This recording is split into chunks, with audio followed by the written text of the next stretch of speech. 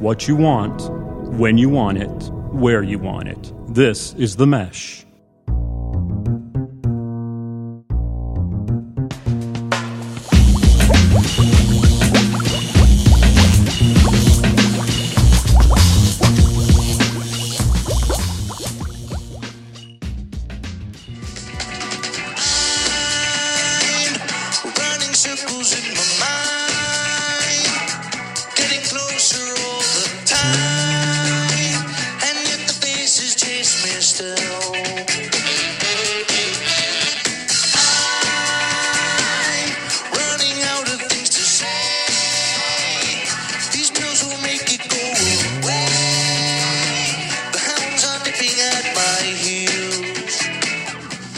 Ladies and gentlemen, welcome to episode 11, volume 1 of Big Fan. My name is Chad East. I am a big fan of Ubers at 2 o'clock in the morning, golden Colorado rainbows, and college reunions with cats that you haven't seen in a long, long time. Hank? I'm Hank Eimer. I'm a big fan of midweek vacations, $1 lottery winners, and zip line braking systems. Here we go. Sounds like we will have a few stories for our audience today here on Big Fan, Hank. It does. So let's start the music that, typically when we play music, it's normally hip hop or some soul stuff or, that's kind of what we're getting down with. Yep. This band that you just heard earlier today is called Turquoise, spelled Turquaz, a funk soul band. And we'll tell our audience a little bit later in Big Fan why we played that. Just wanted to let you know, probably one of the coolest bands I've ever seen live in my life, Hank. Well, I saw a video of them right there, and they're pretty lively in their outfits. Very lively. As I mentioned before to you, they look like a bunch of Teletubbies. Yes. Pink, yellow, green, blue, orange, turquoise. That's turquoise, maybe. That's why the name came about. They're dressed up in suits like that, and their hair color matches it. They're so funky. But we'll talk about that in a little bit. So, Hank, interesting last few days for me and you. I'm going to let you take the mic, and let's begin with your experience in New York. Is that where we were? Yeah. Well, we flew into Providence, Rhode Island. Okay. So what the reason we went up there is a good friend of ours. His mother is involved in a great organization, kind of like Young Life. Yes. But it's spreading on campuses of private schools up in the Northeast. She's been part of it for a long time, and this is golf tournament to help raise money for it. Well, one of the people that are involved in this is a member of just a magical place. Okay, magic. It's called Fisher's Island.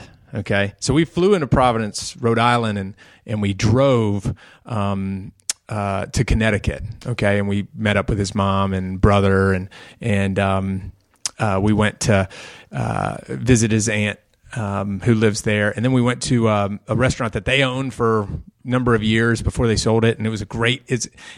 It's been open since 1776, this restaurant. So you got to think like the history. Sure. What the hell were they eating in 1776, I ask you?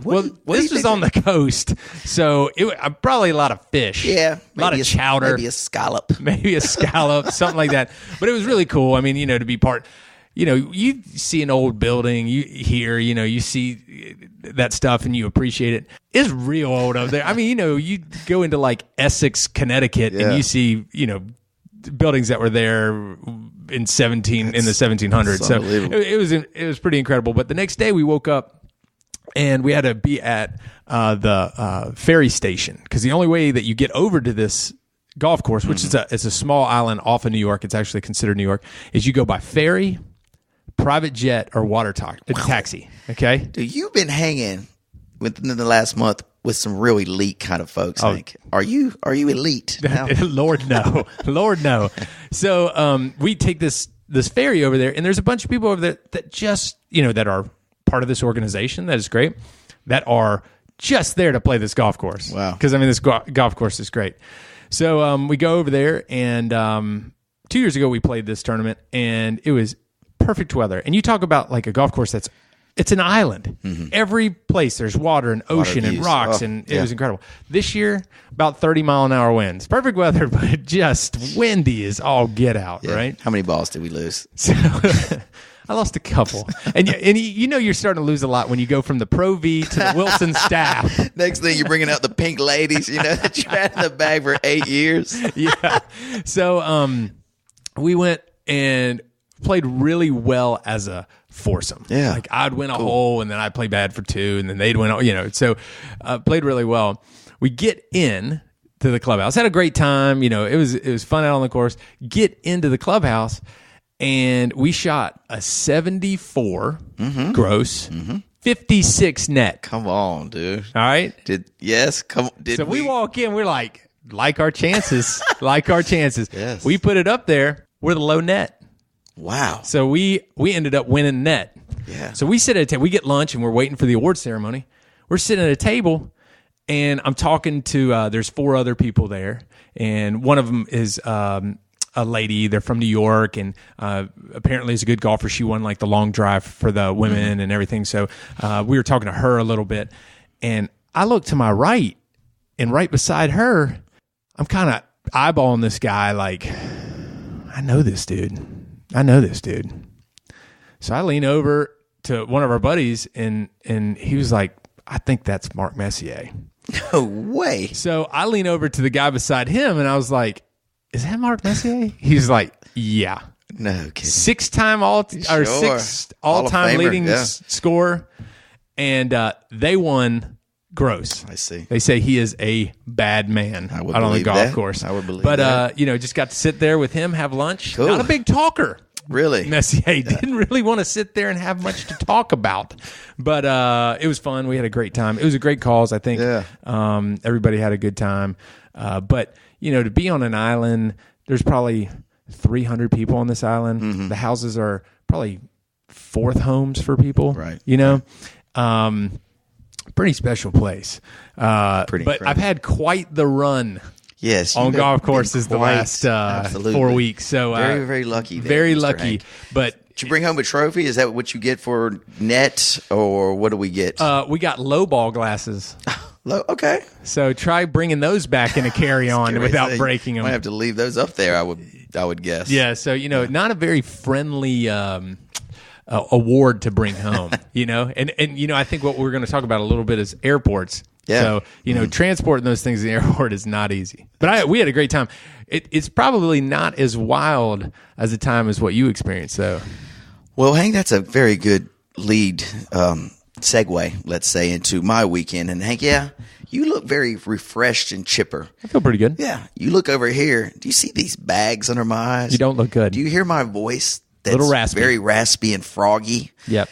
It's because I spent the last 4 days, I guess, starting last Thursday, in a little old place called Colorado. Yes. Can I ask you a question? Of course. When you start this journey, okay. This is how we started the journey. We got to the airport. Yeah. Right. And I'm with 4 of my boys. Sure. Right. So I get to the airport, and we get there about 9:45. We get a Bloody Mary.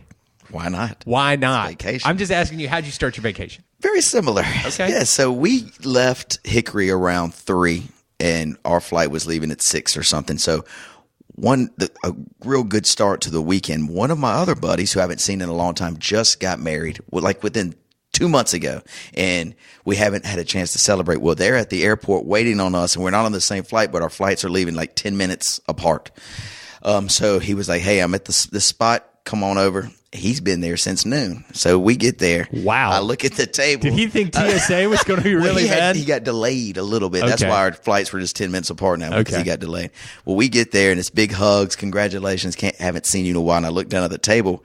I see 2 Fireball shot glasses and 5 vodka big double glasses sitting there empty. Yo. He said, come on down. Let's do it. So we do our thing. We have our drink and all that. I said, let me get the tab.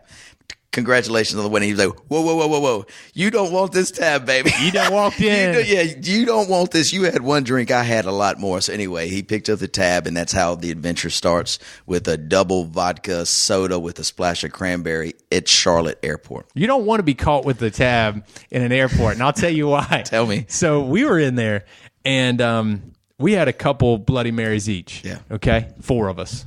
Had a couple Bloody Marys. 3 of us, I'm sorry. Some tater tots. Of course. Yeah. Right? I think we had a quesadilla, right? It was right before lunch. We get up to go, and one of our buddies like, got this. Got this one, baby. Got this one. We all roll out. He comes out holding a long sheet of paper. Like a scroll. Yeah, the Dead Sea Scrolls. In a look on his face that was priceless. I said, what happened? He said, did you know those Bloody Marys are $15? Nothing like a $120 brunch. Wonderful. Love it. Love it. So we pop on the plane, and it's Jennifer and I, and, we've got everything planned out. She got a little movie for us to watch. I've got my USA Today, got my podcast ready to listen, and the flight was just seamless. I remember it was so far. It was perfect, no turbulence. We were there, arrived 20 minutes ahead of time, all the good stuff. Stuff. Drink on the plane, knocking one back. Sure. Get to the good seatmate. Did you have anybody else in there? I always sit on the window or at the window, but even if I'm supposed to sit in the aisle, I always ask politely, would you mind if I sit at the window? I don't know what it is. You're one of those people. I'm one of those jerks that has to sit at the window. So anyway, I got the window seat. And so what I do, Hank, and I'm letting you into the psyche of chatties right now. Let me look into there. I like to open the window all as loud as it can go. As high as it can go. And I just stare. And as the plane takes off, I see all the little cars and people. And I try to think about what each one of those people are doing. I'm just kidding. I don't know driving. What they're doing. Yes, they're walking to their work. While I'm getting ready to go to paradise, they're working and walking. But anyway, I just like looking out the window. That's what it boils down to. So anyway, we get to Colorado. Perfect. Meet up with our friends. We get the Uber.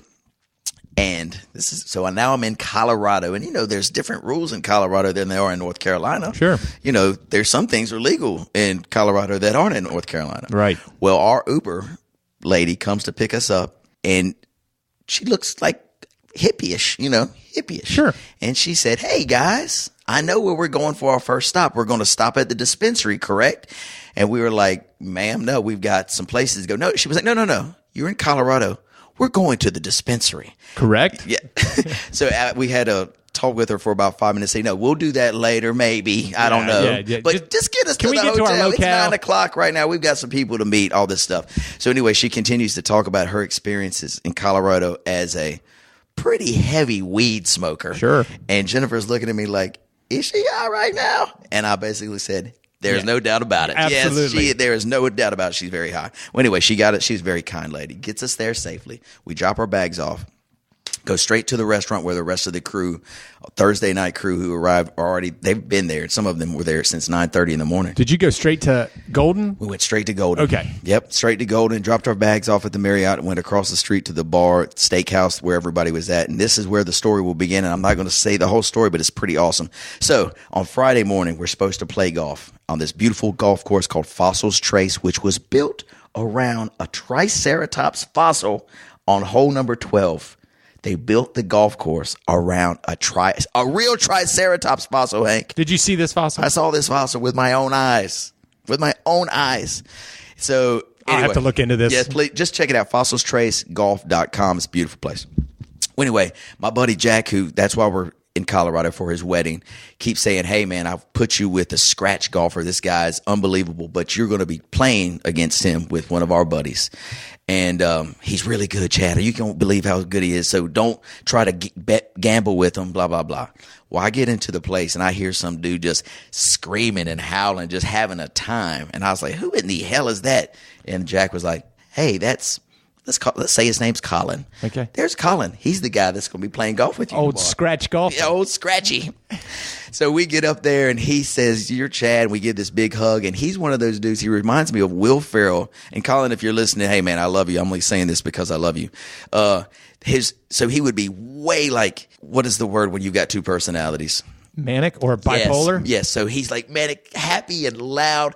And then when you look at him with a little look like, whoa, dude, he'll come right straight down. Hey, man, you know what? He did this the whole night. Right. So anyway, long story short, we just keep feeding him drinks. Sure. Feed him drinks. Boom, boom, boom. And so by the competitor in you knows what by you're the doing. time we left, he was by far the drunkest dude in all of Colorado. There's no doubt about it.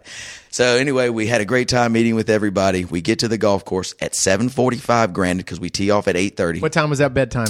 We went Friday that night. First night. Actually, we did Thursday pretty night. good. Thursday night, we actually went to bed by maybe 12:30 or 1. See, this isn't reasonable for normal people. That's not relatively good. Now, I know in your world it is, and we're going to look through the window of that. Yes, but 1 herein. o'clock is not reasonable. When I'm getting up to play at 7:45 golf, I'm not going to bed at 1. What time you go to bed? 11?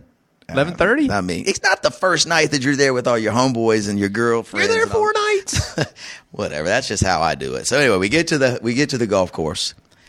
We roll in there 7:45, 8 o'clock. I look at to the bar. Colin sitting at the bar. You know, looks pretty normal. Looks pretty fresh. Looks pretty fresh. Wow. So go to pay the bill and everything, and the guy was like, pay the tee time or the reservation or whatever, and he was like, someone's already picked it up for you. I'm like, what?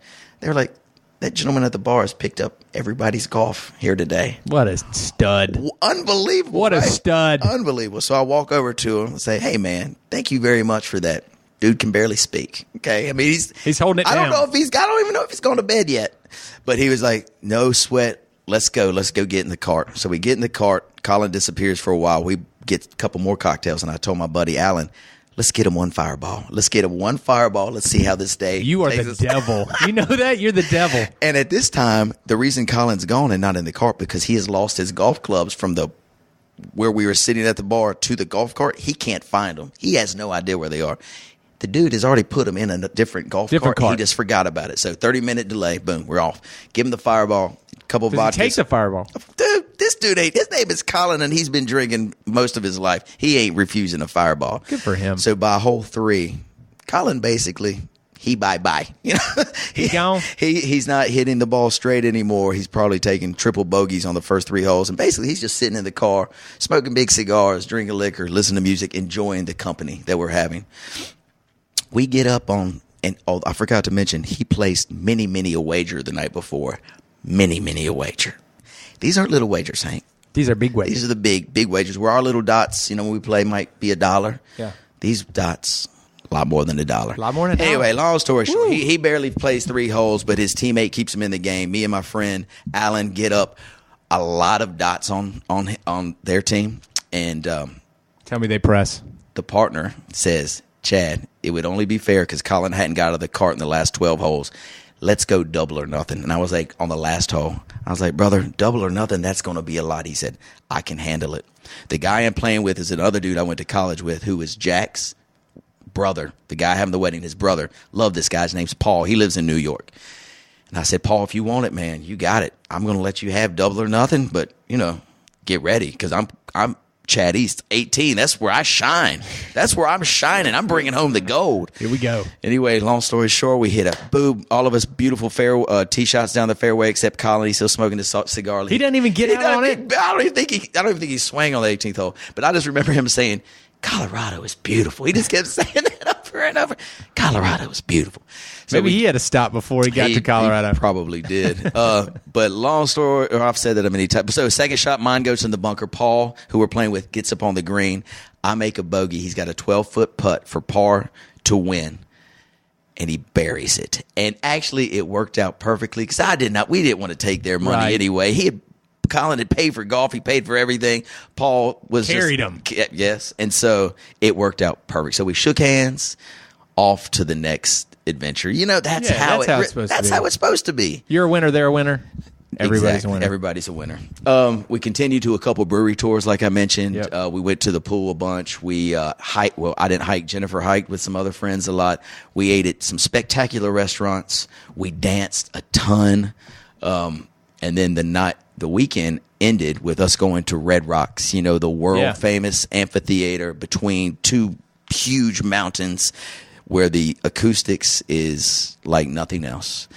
And the band we played earlier, Turquoise, was playing when we got there. And I'm with some of the best friends I've ever had in my life, experiencing this Red Rocks for the first time, all of us together. Yeah.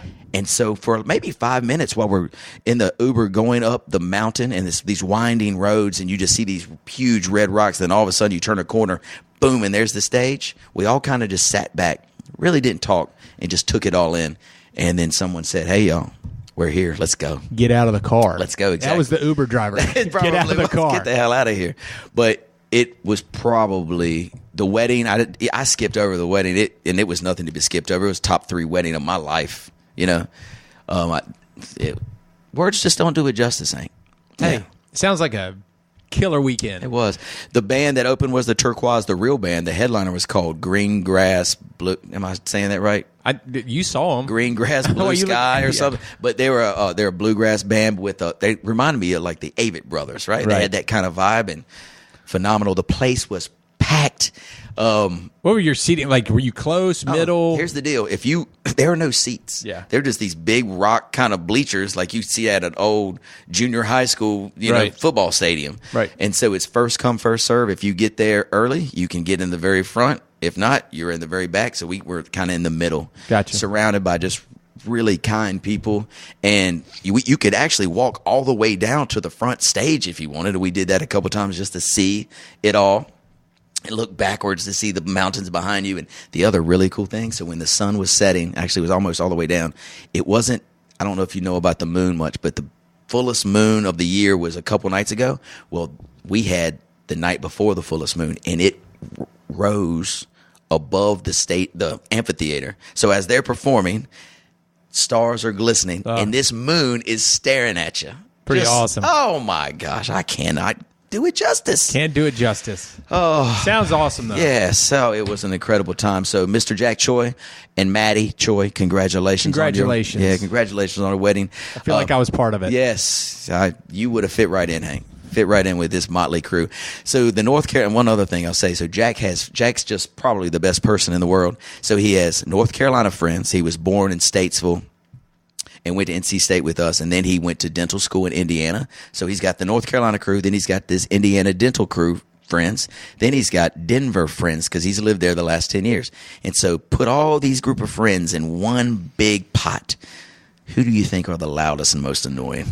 By far, North Carolina. Oh, God. And we weren't even close. We were so loud and obnoxious, but that's just what we do. That's it. And so we got on stage a bunch. We sang a bunch. We danced a bunch. And everybody else, like Maddie's friends, they all went to Notre Dame, and they were looking at us like, good Lord, where are these dudes coming from? Well, you know what is funny is, we know that you dance, and you like to dance. Yeah, it's fun. Word on the street is there's some circulating incriminating evidence. Let's keep this hush, Hank. Okay, yeah, there a couple videos might be leaked out, and if so, delete immediately is what I would ask. delete. There's also this really good video of me and my buddy Rob Worthington singing "Colder Weather." You know, it's "She'll take Colorado if you take her with him." So Jack wanted us to get on stage and have that song playing in the background while everyone took pictures at the wedding, all the North Carolina crew. Well, of course, there was a mic there. So what do? You grab a mic and you just start singing it. Yeah, so we did that too. Well, you were missed over the weekend. You were missed while you were gone. Oh, I'm sure. I'm sure. No, you were. We had states. States? We had the Y'all states. made it to states? We did. Oh, well, tell me about states. I haven't even heard about this. So we concluded with the wedding, right? Yes. So pretty uneventful coming back.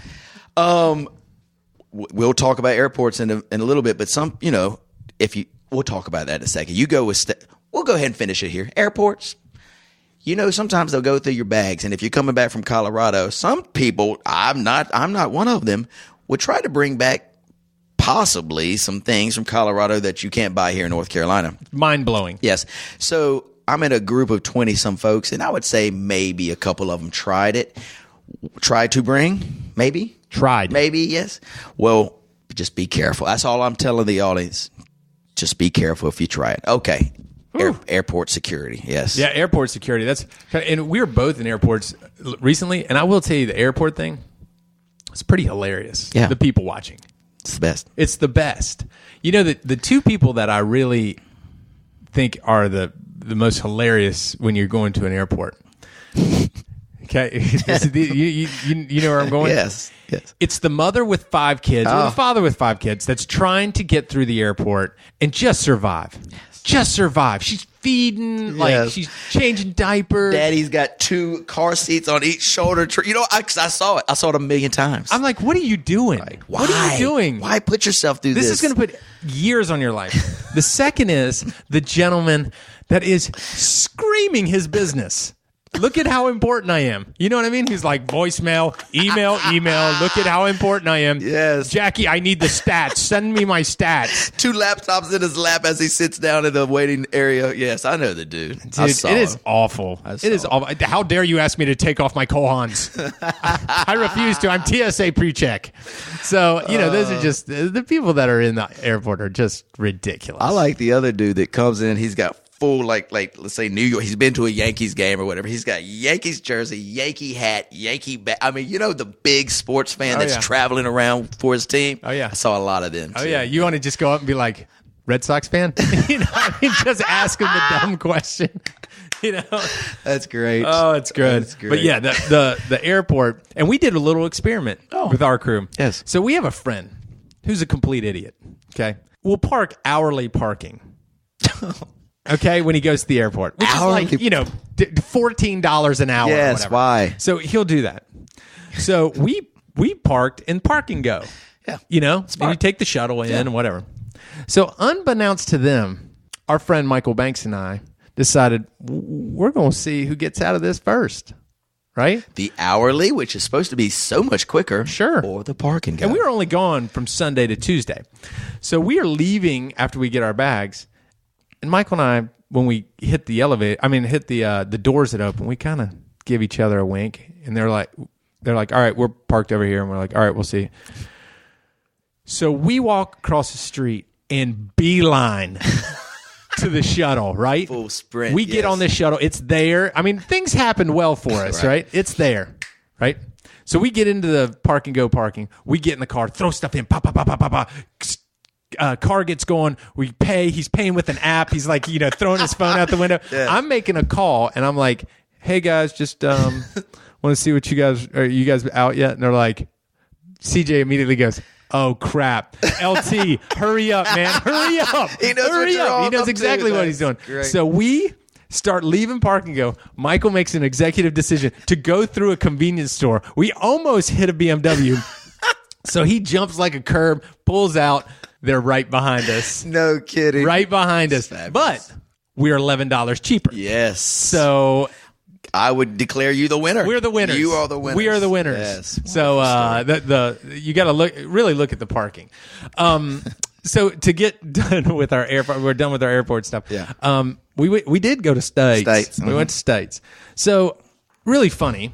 We go to Friday morning. And I played Friday morning at 8 and then Friday afternoon at 12:30. And to let the audience know, this is the States tennis tournament that our team qualified for, right? Which was being held in Hickory, North Carolina, which is crazy. Pretty special. Very special. Okay. Continue. So, and the way that our team is set up is they had one 3-0 team, a 3-5 team, and a 4-0 team, which is, kind of like, not beginner, but like us, like 3-0. And then some of us had to play up to the 3-5. Actually, please don't put me in like the beginner stage like you guys are. I'm one level above you. You know this. Yes, thank you very much. Okay, and then there was the 4-0, okay? Yes. So we had those 3 levels that we were playing in, and I was playing in the 3-5 level as well. Of course. So we go out that morning, and we play, and I got to play with Chris Lovern early in the morning. Good player. And we just weren't aggressive, I'd say. We weren't as aggressive. And so we played, we lost like 6-4, 7-5. Oh, good match. So a good match, right? Your mom watched us. Awesome. Yep, because she was there checking people in. So we lost, and another team lost, and then one of our teams won. So we lost the match in general. So we go up, grab something to eat, but we're all playing again, except for one player. LT Thompson is coming in to play with Michael Banks.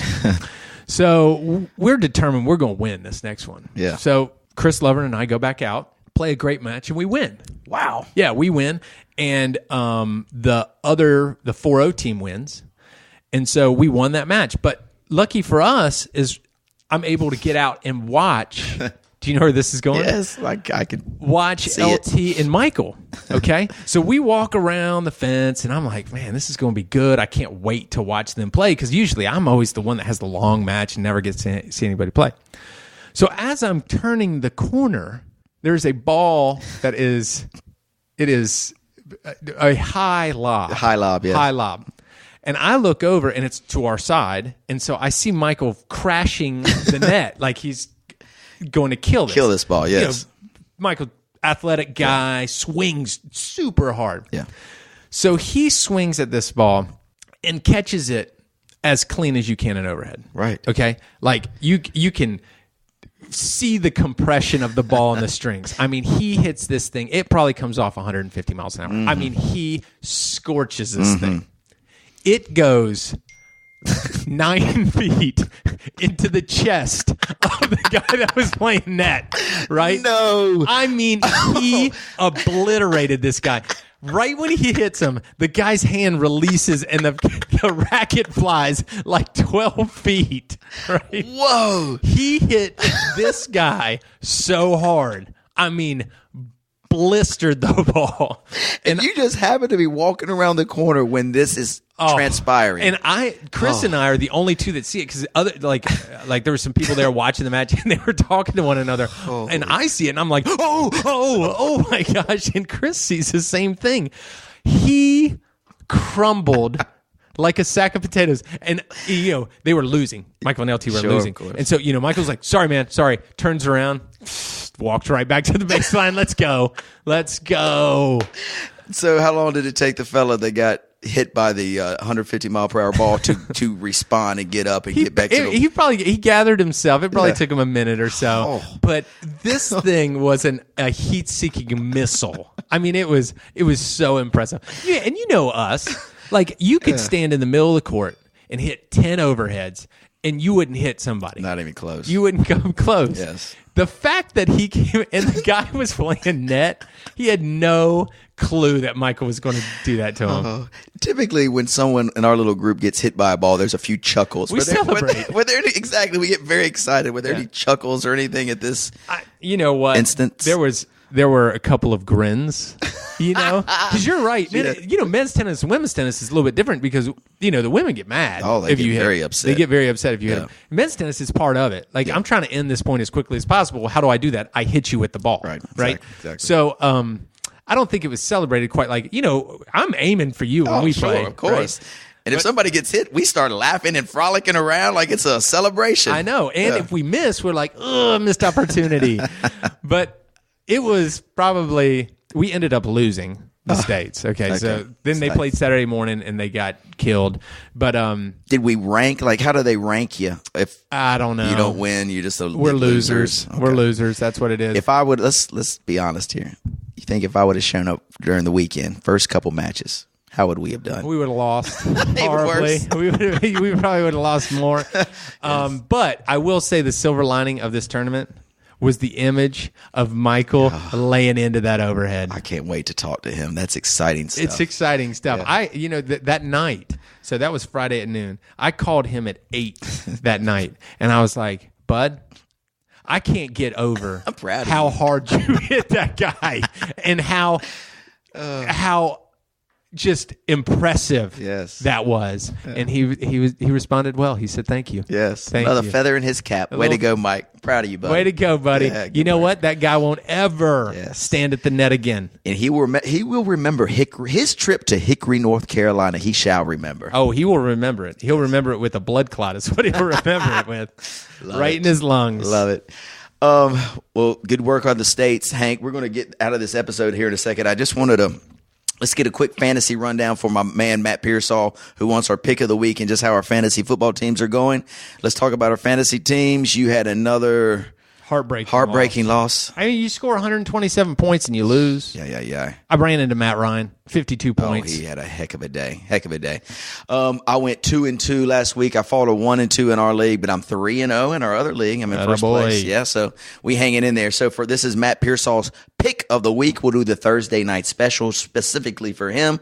It is the Los Angeles Rams playing the Minnesota Vikings, who just got blown out by the Buffalo Bills, which was very strange. How very did this weird. Viking team turn to this Viking team? They were everyone's Super Bowl pick. Everybody thought they were going to make a run. Incredible last year. Their defense was sick.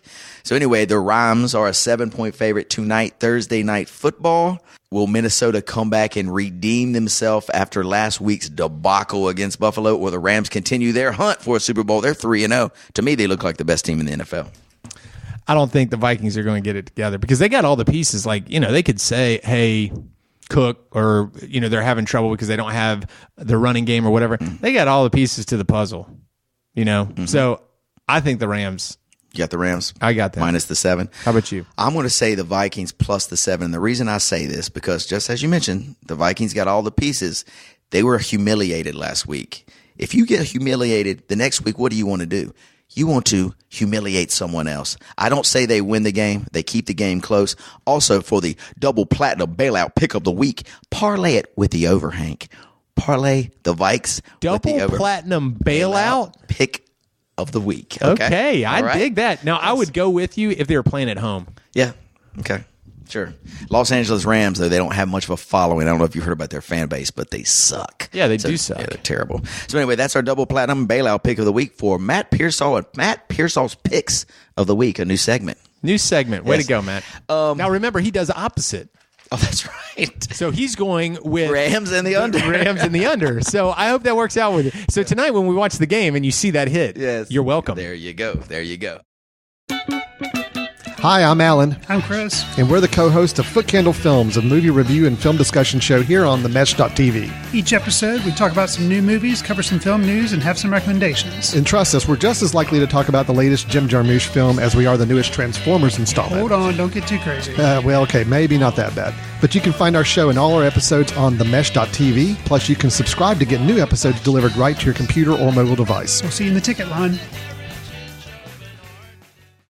All right. Hey, before we get out of here, too, let's talk about Tiger just for a second. Oh, wow. Were you able to watch it? I was. So I was in a bar and we didn't have the volume up. So when he was walking down 18 and the gallery was behind him, he was like the Pied Piper. He was back. I started, and I'm getting little goosebumps right now just seeing him, thinking of how far he's come. Right. A year ago, he could barely get out of bed, man. He couldn't walk. And now he's winning a PGA event, and the whole world is following him. That was quite the image. Yeah, and he's so stoic and like he is like robotic out there. For his entire career, and he was welling up. Yes, on the green. Yes, he was welling up. Yeah. And he said that when he hit the ball on the green, and he only he looked at his caddy and he gave him a high five and he was like, "We got it from here." He's like, "I knew I had it from there," and he kind of welled up. And to see him celebrate, he's got that new girl, he's got a girlfriend now, and his agent was there and some buddies. Say what you will about Tiger, good for him. Absolutely. I mean, it's the game's better with him. No doubt. I'm glad to see a comeback. Comebacks are always embraced more than anything else. It's the American way. It is the We come back. Now, what if he freaks out? What if he freaks out and starts winning tournaments like he did 10 years ago? Vegas has a number. So For him breaking the record? So actually, to win, how many more majors he'll win, it's at 1.5. So before his end of his career, 1.5 more majors. What would you take right now? First of all, that's a long-term bet. I mean, I'm putting in a bet now for 10 years from now? I think it's till he's 50, let's say. And so I think he's 43 right now. So 7 years of majors. I say he's got it. I think he's going to get 2. I do, too. I think he'll get 2. Watch 2 him more. get 3. How many does he need to get Jack 6? I think He so. won't get 5 or that. 6, yeah. He would have. Yeah, if he wouldn't have been messed up earlier and then the injuries came on. The injuries. But anyway, that leads us into the Ryder Cup. It starts today. The Americans are a big favorite.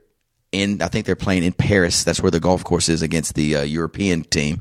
You like our chances? I do, man. I think our boys are all like scattered around the top 10 in every tournament. We're loaded, but that's normally the time when the underdog will bite you. When you got all the favorites and against the team that doesn't have the firepower. So they just need to be on their game, or them Europeans will come and get them. You sound like your team European. I might have taken a little wager on the European side. It was plus odds. I was catching a little bit. I can't believe I just heard that. You bet against the USA? You bet against the USA. Look me in the face. I can't look at you right now. I can't look at you right now. No, I can't. Our listeners deserve to know the truth. I will not. You know what? I'm going to take the other bet.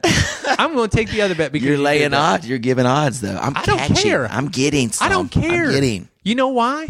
Because we're America. Yeah. Okay, I'll cancel. I'll delete the bet. No, you're not. I know you. I know you. Hey, listen, we're America. And you know what? When people want to beat us, we got to give them odds. That's true, because we are the favorites. We are the champions. You're the worst. I am the worst. It's catching numbers. Have to take the Europeans. That's really bad. You're such a bad American. Really, really bad. This leads into our last segment, the Foot Candle Film Festival, Hank, which is a big event around Hickory, and actually around huge. People are coming from all over the place. It starts tonight's Thursday. Actually, the first screening starts tonight. It runs through the weekend. My wife is going tomorrow for the short film session, right, which will be really cool. So if you guys get a chance, check it out. It's at the Salt Block is where they're having it. The Drendel Auditorium. The Drendel Auditorium. So you see some cool films. Actually, some of the directors and writers will be on hand to answer questions after the films and all that great stuff. So that's another great thing to look forward to in Hickory, North Carolina this weekend. Hank, we have this big neighborhood party that I wish it wasn't this weekend because I need about another week just to lay low and get back to normal. But it's the Hillcrest Neighborhood Party. It's the first annual. Yeah, so there'll be ping pong, cornhole. They're cooking a pig. There'll be kegs of beer, a lot of stuff for kids to do. So if you're out and about in the Hillcrest area of Hickory, come by and see us. It starts at 4 to 10. Is it? Are you blocking off multiple streets, or is it going to be on one street? How are we doing this? So do you know where I live? Yes. Across the street, running that way where Coach Bolick's house is, and a little bit further, Hal Huffman lives there. Yep. You know Hal? Yep. It's in his backyard, and in his neighbor's backyard is where all the festivities will be. I don't necessarily think there will be any streets blocked off. Okay. Yes. As of yet. Yes. So my plan, and I appreciate the invitation. Of course. Because I do not live in the Hillcrest area. My plan is we have a soccer game in the morning. Mm-hmm. First soccer game. Oh, wow. How's he doing? He likes it. Good. You know, he likes it. Yeah, I think it's funny. He's never played before, so we'll see how this goes. Yeah. So we got our first soccer game on Saturday, and then it is in Gastonia. And so we were thinking about going from Gastonia to the Whitewater Center and riding our mountain bikes. Oh, wow. Yeah. Awesome. So do that, and then Reagan's talking about the LR game, because the LR game's that evening. That's right, 6 o'clock. So I talked to our good friend that lives across the street from me, and he was like, what if we tuck the women and children in and go hunting for dinner at your place? Boom. I'm kind of digging that. I like that idea. So we may come later. Yes. Well, it says 10 on the invite, but it's a ping pong tournament. That's like breakfast for you. Exactly. I mean, we're going to be going long into the evening. Yeah. Plus, there's some phenomenal college football games on, too. Penn State, Ohio State, Stanford, and Notre Dame play that evening. So a lot of things for your viewing pleasure. We also might have the band. You know, I'm in a little band. The band might strike up even. Is Kitty going to be there serving? I hope so. So anyway, a lot of great stuff happening in Hickory. Hank, so good to see you again. It's great. It's great to see you. Yeah, buddy. And we'll be back in about 2 weeks with our next stories and adventures on Big Fan. Thank you. Peace.